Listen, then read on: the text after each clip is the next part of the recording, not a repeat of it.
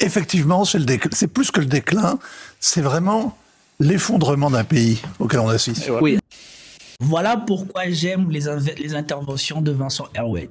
Et les interventions de Vincent Herouet, mises en opposition avec la complaisance et le clientélisme de Pascal Praud, eh ben ça donne des moments comme ça donne des moments où il est agacé par la bêtise de Pascal Praud et il finit par dire l'état concret et la réalité de ce qui se passe en France. Le monde entier a vu le président se faire agresser. Donc, vous vous souvenez dans la vidéo que je vous ai sortie où j'avais mis le commentaire de Vincent Herouet, les gens ont dit que non, surtout sur le plateau, Pascal Praud, il a voulu absolument faire dire autre chose à Vincent Herouet et surtout à contester la parole d'autres personnes, et notamment de Elisabeth Lévy. Eh bien, on est presque 48 heures après, cette histoire continue encore à faire les choux gras de l'actualité. L'actualité où les réactions ont totalement démenti la légèreté et une fois de plus encore le parti pris de Pascal Praud par rapport au président de la République. On a embauché dans les une image réjouissante. C'est une demande des Français. Une image réjouissante, parce que nous étions inquiets, bien évidemment, sur le couple présidentiel, et il nous a rassurés. Voyez-vous, et là, vous allez voir, l'avion présidentiel a quitté Hanoï, et vous... Maintenant, il devient, nous étions inquiets. Dans le montage, je veux vous remettre à la séquence que je vous ai commentée, où il disait que voilà, oh, mais c'est rien du tout, on n'est pas inquiet, c'est leur vie privée, pourquoi on parlait? Maintenant que ça fait scandale et que plein de gens se sont moqués de Macron et que Macron lui-même a dû revenir sur cette histoire comme vous l'avez déjà vu, et bien maintenant ça devient nous étions inquiets. Et maintenant, une fois de plus encore, il vient au secours de Macron pour dire quoi? Ils nous ont rassurés. La situation n'était pas grave il y a 2 jours quand il a parlé, mais maintenant la situation est devenue grave et il a été rassuré. Vous allez voir que grâce désormais à la télévision et président de la République est arrivé souriant, il a attendu son épouse à qui il a tendu le bras. Donc il a refait la et son épouse... Mais pourquoi ça s'arrête? Pourquoi ça s'arrête? Il a rejoué. Pourquoi ça s'arrête? Parce que c'est plus prudent. Mais ça s'est arrêté. Voilà, non. Ce qu'on voulait voir...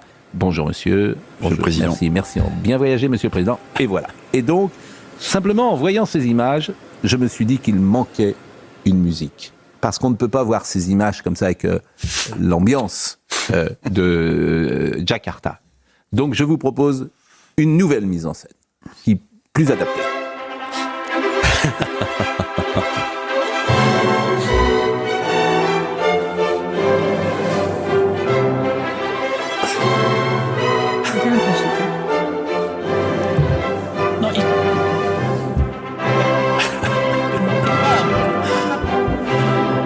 Maintenant, il se moque, il veut faire de la dérision autour de ça. Mais souvenez-vous de comment il a fait taire Elisabeth Lévy quand Elisabeth Lévy a voulu comparer cette histoire à l'histoire de Catenas. Comment il a sauté pour dire qu'il n'y a pas de comparaison en Catenas, alors que je vous avais fait part du problème de Catenas. Catenas, il a été démoli politiquement parce que sa femme a dénoncé soi-disant des violences conjugales sans preuve, sans trace, sans rien du tout. Il a été convoqué au commissariat et c'est là que tu vois que ces gens-là, c'est des idiots. Lui, il a été convoqué au commissariat. Il arrive au commissariat alors qu'ils n'ont aucune preuve pour lui faire quoi que ce soit. Il vient dire oui, mais je l'ai frappé, oui. Et après, déferlante. Il a tué sa vie politique lui-même. Et là, vous avez tout le monde voit ce que c'est, mais on vous dit non, c'est pas de la violence conjugale. Mais par contre, si vous attendez les choses que cette femme-là faisait à Catenas, vous-même, vous allez dire, mais attendez, le mec, il n'a rien fait. Le mec, il a été super cool, bien au contraire, il a essayé de se maîtriser. Pour les personnes qui suivent la chaîne ou qui me suivent moi, alors, je vous incite pour plus d'interaction, pour voir comment on fait ces choses-là en live, pour pouvoir me parler, intervenir, donner votre opinion par rapport à l'actualité que je fais, mieux que dans les commentaires, je vous invite à aller vous abonner sur cette chaîne-ci qui est la chaîne où je fais des lives. Et vous permettre à vous d'intervenir ou d'interagir directement avec moi pendant les lives.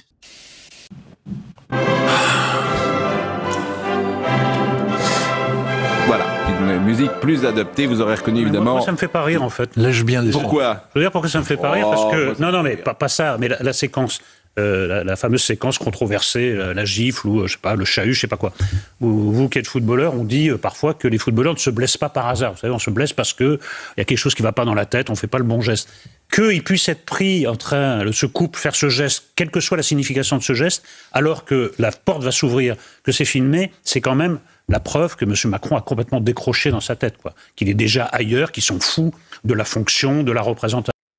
Mais là, pourquoi il accable Macron? C'est pas Macron qui agresse sa femme, c'est l'inverse. Dans n'importe quelle situation, ça aurait été un homme qui aurait fait ce geste envers une femme dans l'Occident d'aujourd'hui, je peux vous dire qu'on n'aurait pas cherché à comprendre le raison pourquoi.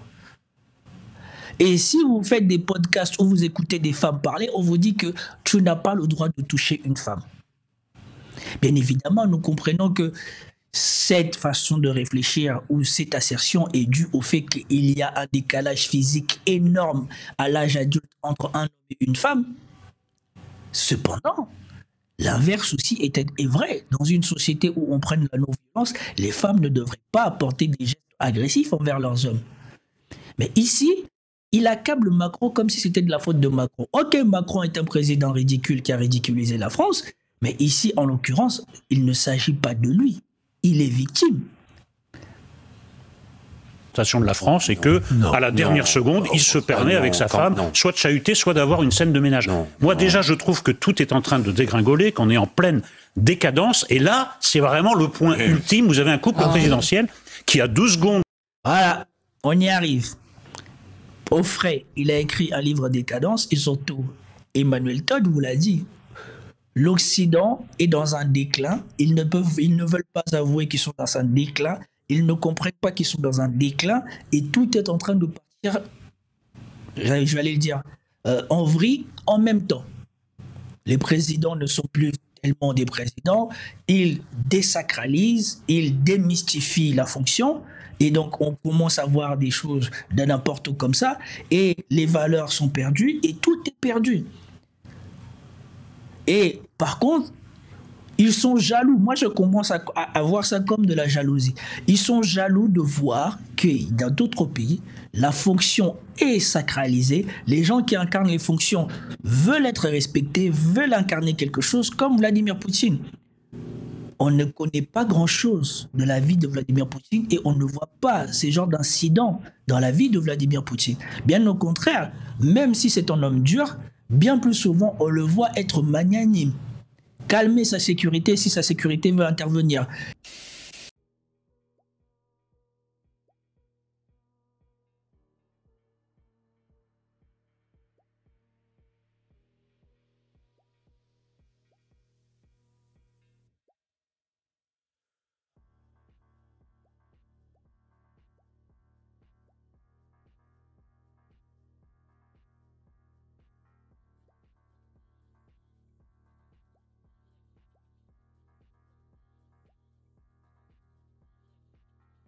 À être proche des gens, aller vers les gens. On le voit être comme un bon père de famille. Comme l'histoire quand il arrive dans un dojo et qu'il y a un petit qui fait du judo et qui a du mal à faire sa prise. Et Poutine le montre comment faire sa prise.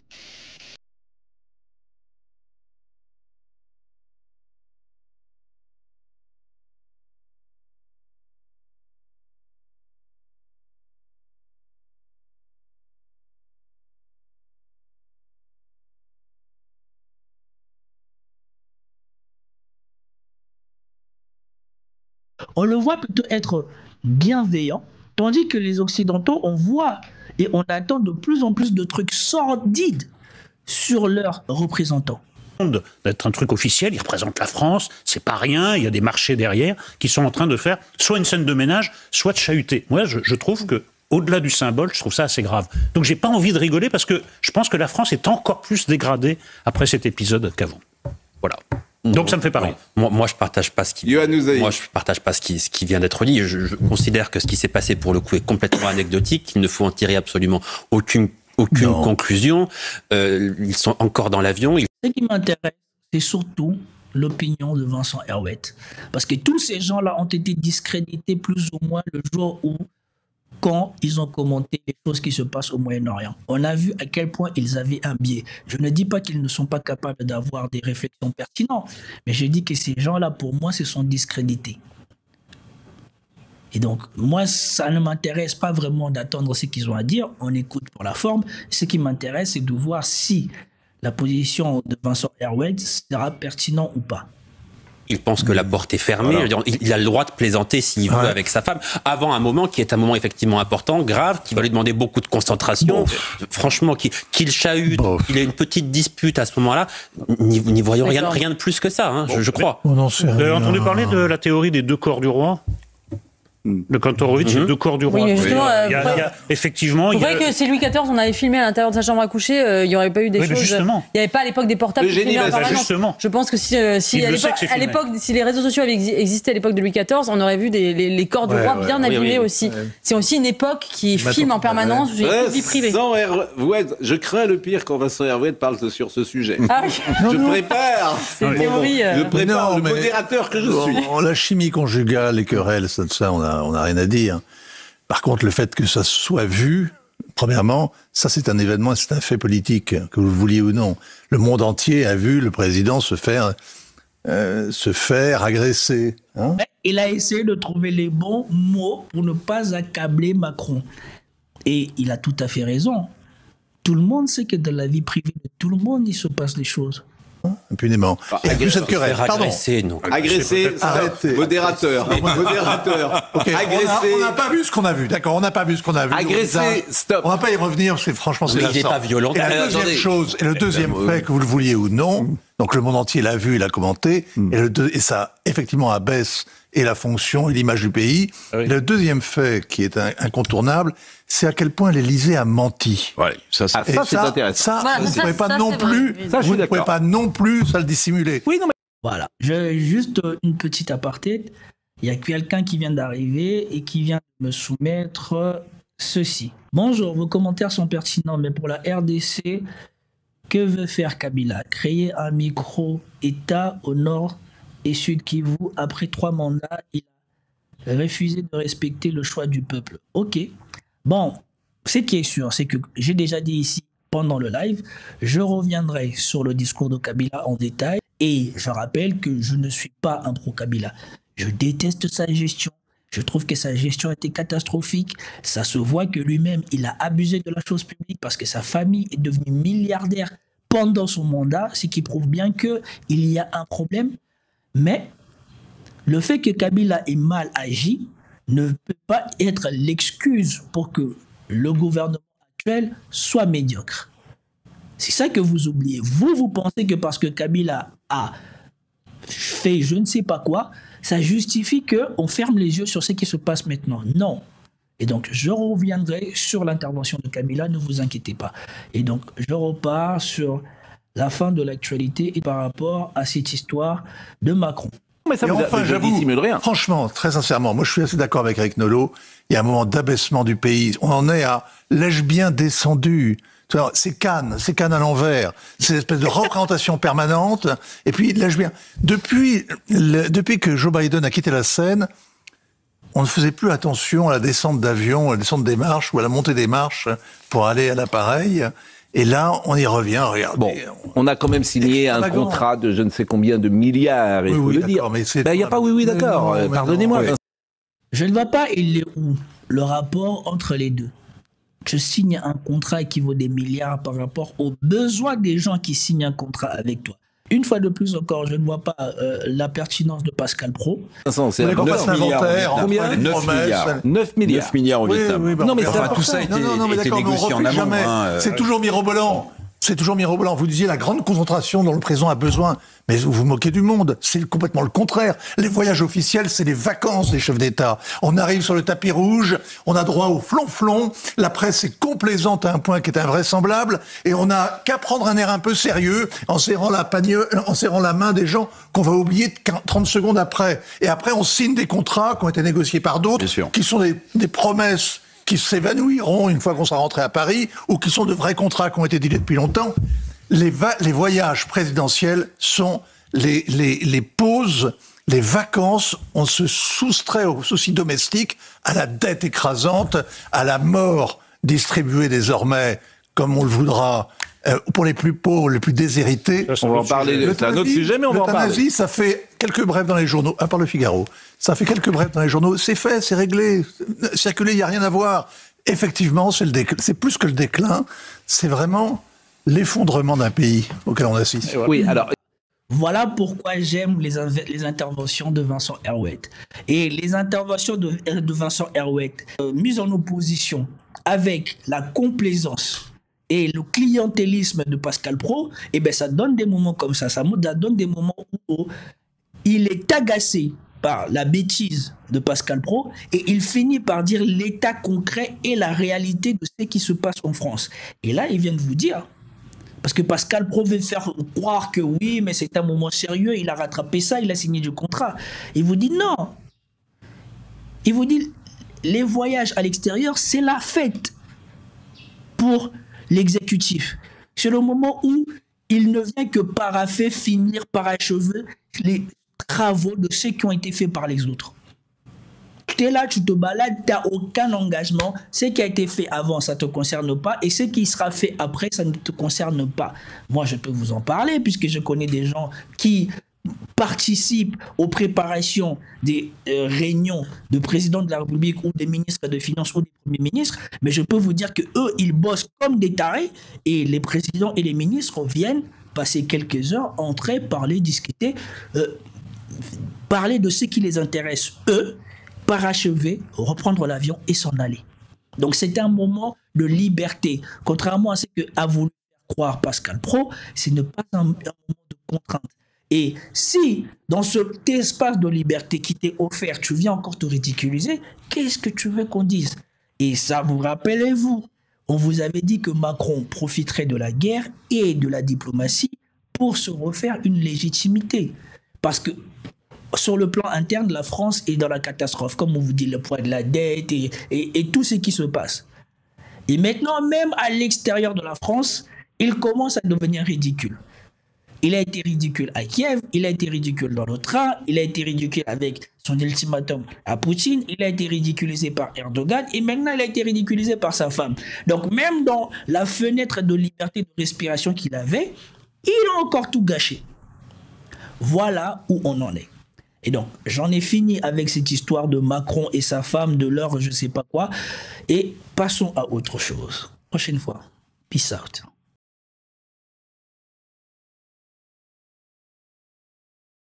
Pour les personnes qui suivent la chaîne ou qui me suivent moi, alors, je vous incite pour plus d'interaction, pour voir comment on fait ces choses-là en live, pour pouvoir me parler, intervenir, donner votre opinion par rapport à l'actualité que je fais, mieux que dans les commentaires, je vous invite à aller vous abonner sur cette chaîne-ci, qui est la chaîne où je fais des lives.